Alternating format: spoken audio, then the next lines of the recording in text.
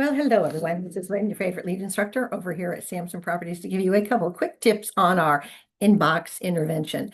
As you could imagine, I have seen some inboxes that were totally out of control.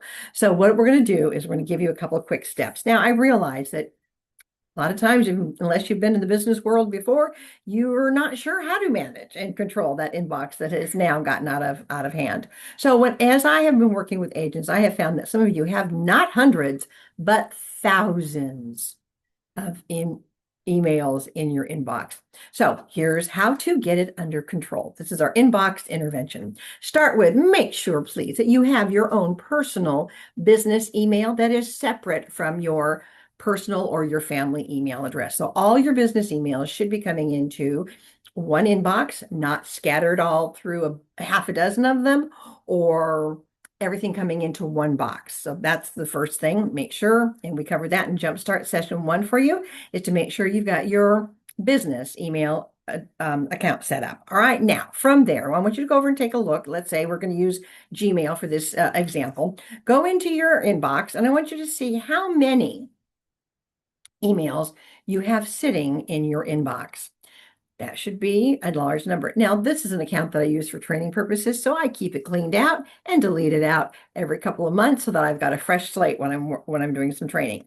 So you want to see how many's in your inbox. You do want to go down to your drafts. You want to take a look at how many potentially are sitting in there as well. I remember I was working with an agent one time and they were saying, oh no, I did that, I did that, I did that. And the person they were working with were going, I'm not sure what's going on here. I looked at their inbox. I looked at their drafts. They had over 200 emails in their draft that had been started but had never been sent. Now we understood what was going on. And believe it or not, some of those were regarding contracts. They were submitting an offer in or submitting a counter in, started it, and never hit send.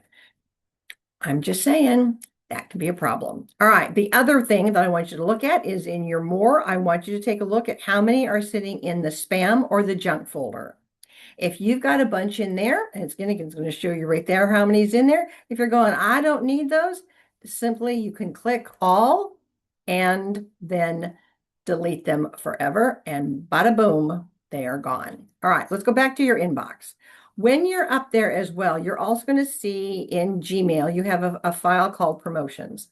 That's going to show you all that's bounced into there. You need to at least once a month go into your promotions and say, okay, I don't need those anymore. And you can delete them all out in one fell swoop by clicking the box, clicking all, and telling it to send them to trash, to delete. All right. For training, I'm going to leave these up in here.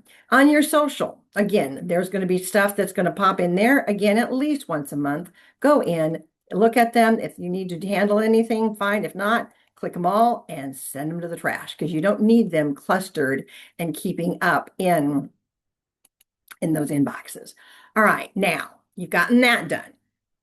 Next step, you're going to look at what is in your inbox and you're going to say, okay, why am I getting all these emails from whatchamacallit marketing? I don't remember signing up for that newsletter. I don't necessarily want that newsletter.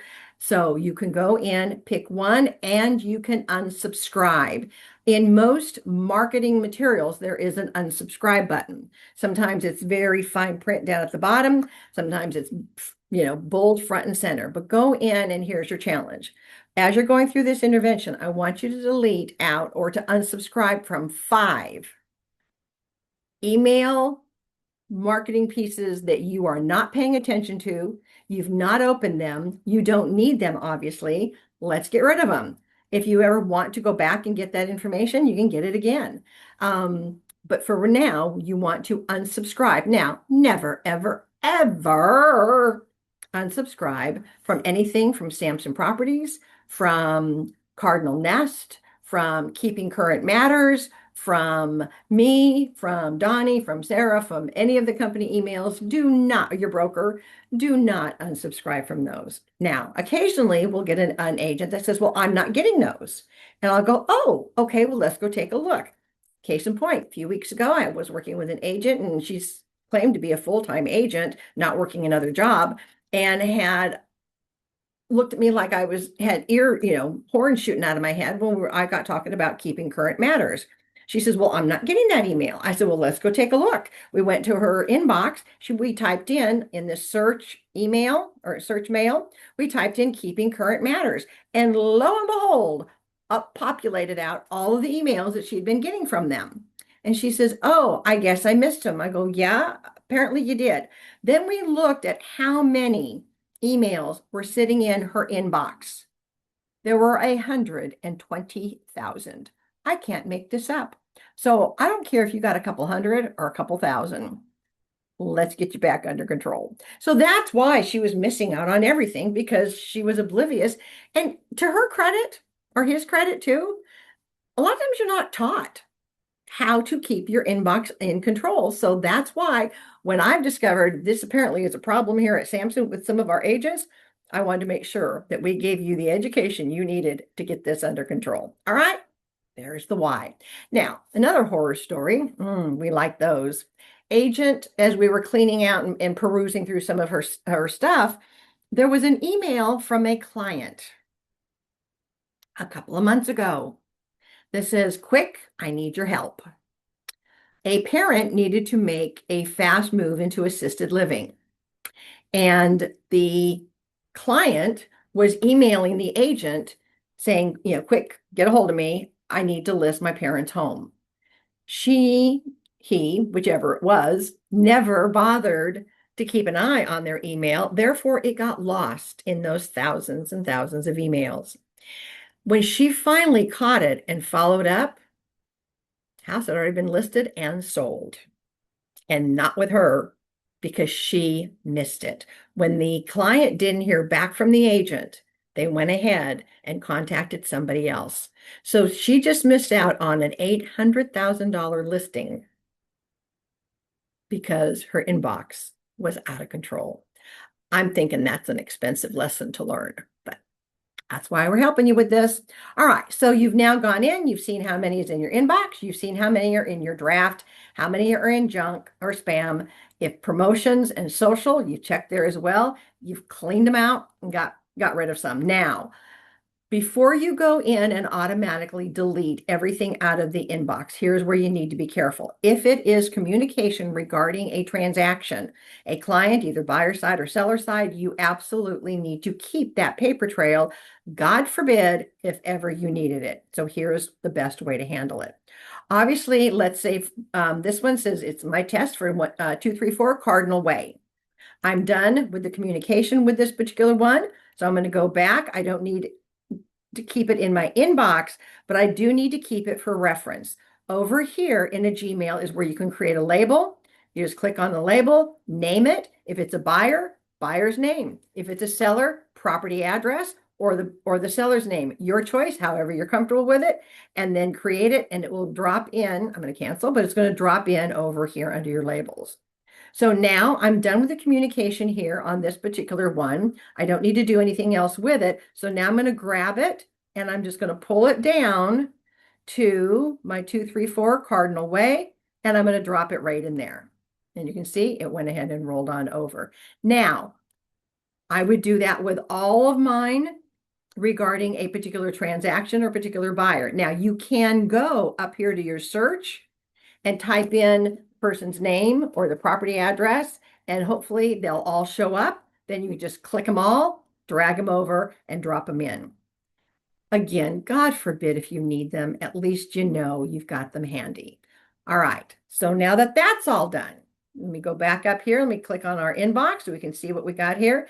Now, because your labels can get massive as well, here's what I used to do. When that transaction was completed, signed, sealed, delivered, and I made sure that all of my emails were dropped over to that box, I would then drag it down into the year. So let's say 2025 or 2026, 2025 archives. I've moved it and now it's there. If I need it and I need to go back to it, I can retrieve it from there. But everything is then organized where it belongs and able to be retrieved. Okay, there you have it. And there's the trick. So in week 1 and week 2 of your inbox intervention, Go in, identify how many you've got in there, how many drafts, how many are in junk and spam, how many are in your promotions or your other, preset options up here. Clean them out that you need. Anything regarding a transaction, move it over to a label, create a label for the buyer or the seller, and just carry it and drop it on over. That's going to keep your inbox nice and clean as well. Once you've got that done, your next step is to go in and unsubscribe from at least 5 emails that you are getting constantly. Now, I'll tell you a little secret. I have my personal email as well, but I also created another email address, and it's simply emails to Lynn. And whenever I go to a store and they want your email address, I don't want it clustering up my inbox. And I certainly don't want it coming into my business email. So I created the emails to Lynn. And whenever I have a store that asks for email, that is the email address that I will give them.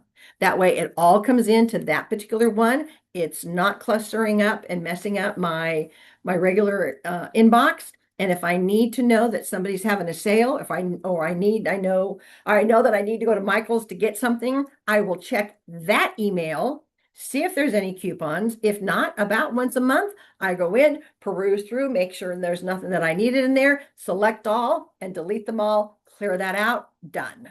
All right. That's how you keep that under control as well. All right. Now, oftentimes you will sign up for something and they will share your email address with their associate vendors. And all of a sudden you're getting this stuff and you're going, I didn't ask for that. I didn't order from there. I don't know who they are. Unsubscribe. Unsubscribe and get them out. Again, unsubscribe is typically at the bottom of the email in little tiny faint print sometimes. Other times it's big and bold. But you know what? If you're not paying attention to it, it's obviously not of any value to it. Get it out of your inbox.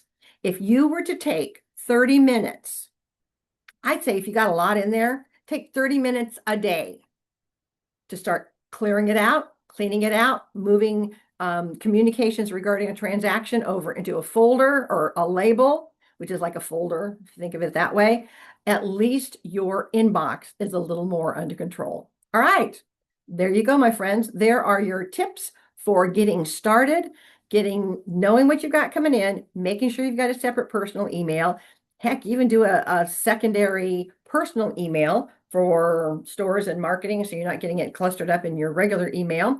And then start pulling your communication with clients over into a separate folder, and then unsubscribe from at least 5 emails that you're currently getting, because if you're not reading it, obviously you're not needing it.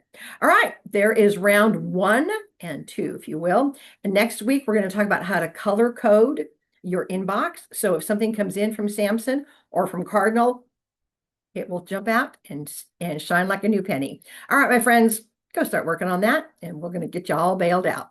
I will see you in our next class coming up soon. Bye for now.